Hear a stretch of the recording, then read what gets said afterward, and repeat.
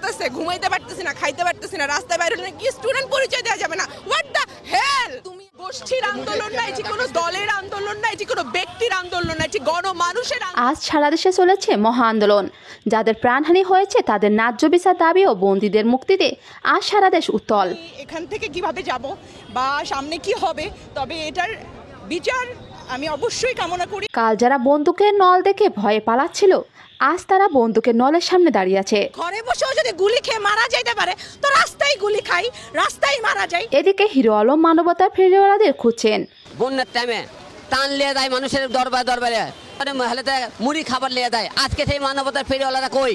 বাংলাদেশে এমন কি হয়ে গেছে কাঠপুরে আর একটি জুল মায়ের সন্তান বুক খালি করা হয়, আমরাও তাদের বুক খালি করে দেবো। আমার ছাত্রছাত্রীরা যেভাবে আন্দোলন করেছে আমি সম্পূর্ণ তাদের সাথে।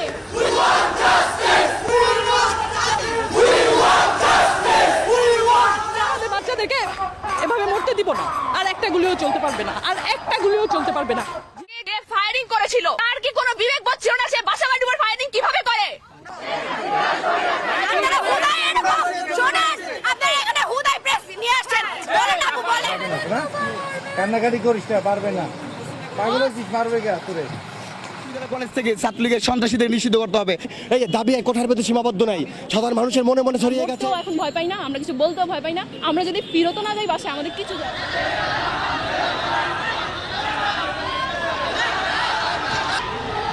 তবে জানা গেছে শনি ও রবিবার আন্দোলন আরও ভয়াবহ রূপ নিতে পারে।